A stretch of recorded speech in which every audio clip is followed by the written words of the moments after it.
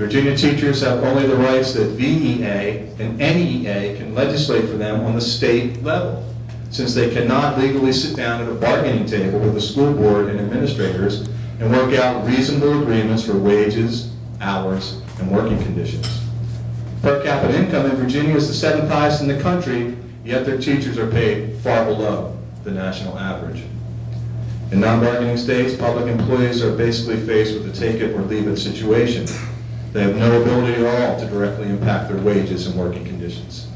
Across the nation, we've learned that right to work usually means right to work for less. Speaking about education, contrary to the claims of anti-union groups, there is a very strong correlation between collective bargaining for teachers and school employees and the quality of our public schools. A report that NEA commissioned at Claremont Graduate University recently found evidence, quote, that clearly shows teachers' unions at work on issues of student achievement and educational quality. It's not all about dollars and cents, although that is obviously very important, but we work for other things as well. Student achievement on NAEP, the National Assessment of Educational Progress, shows that students attending public schools in bargaining states generally demonstrate higher achievement than in states that do not have bargaining rights for teachers and public school employees. In a similar study by the Institute for Wisconsin's Future, titled "Are Teachers' Unions Hurting American Education?" found the answer to be a resounding no. Quite the contrary.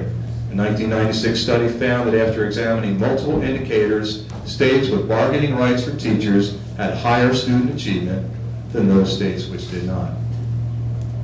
Teachers' unions also have a strong positive impact on teacher quality. A June 2005 study by professors at the Harvard Graduate School of Education found that unions play a key role in teachers' job satisfaction, working conditions, and in teacher recruitment and retention. And I can certainly attest to that through my own personal experience. Clearly, there is much for us to be proud of as union leaders and as leaders of our association. But, as I said before, our work is never, ever done. The anti-union, anti-public education forces are out there, and they are organized, they are committed, they are smart, and they are well-funded. And we have got to be more organized, more passionate and committed, smarter, and better organized and better funded than they are. You know the litany: privatization, subcontracting, vouchers, referenda, right to work, TABOR, defined contribution pension plans, pay for performance, AYP, and fill in the blanks. I'm sure I missed some. We have to keep up the fight. We must. If we don't, who will? We are the largest labor organization in Pennsylvania. We have 180,000 members. Imagine 180,000 members who have 3, 4, 5 members in their families in some cases. And the ability that we can have if we organize that power, it's mind-boggling. If we could get each of our members, one of my goals as a local leader when I was the president at Upper Merion was if we could get everybody to do 3 things during the year for their union. 3 things. You know, go to a phone bank, give to PACE, work at a political voting booth, voting place, go to a board meeting, just, you name it.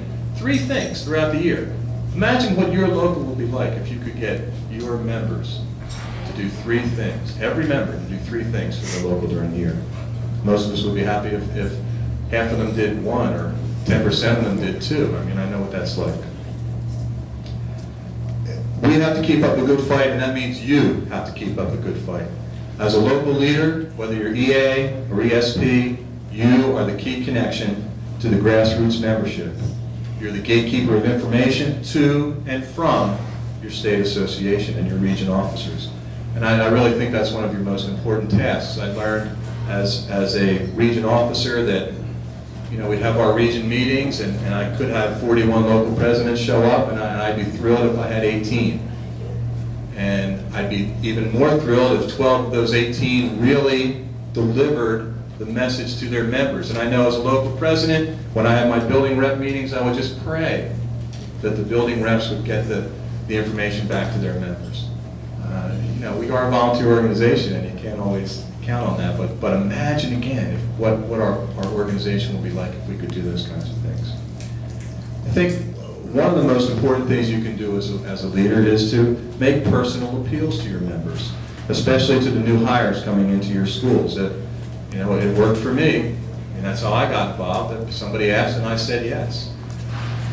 Ask them to consider becoming a member. Ask them to get involved. Remind them of our proud tradition as a union and as an association. And remember that the most common reason cited by people as to why they didn't join the union or didn't get involved is what? You all know. What is it? Don't ask them. Ask them. And don't ask them in a president's report or an email to your members. Go to their classroom, talk to them, ask them, and they will get involved. I want to thank you for your involvement, for all you do for your students, for your communities, and for your members. I want to wish you a very successful school year, and I want you to know that I am eagerly looking forward to serving you in my new capacity as your state treasurer. So I'll have to let my daughter know that I made it through my first keynote address. She'll be thrilled.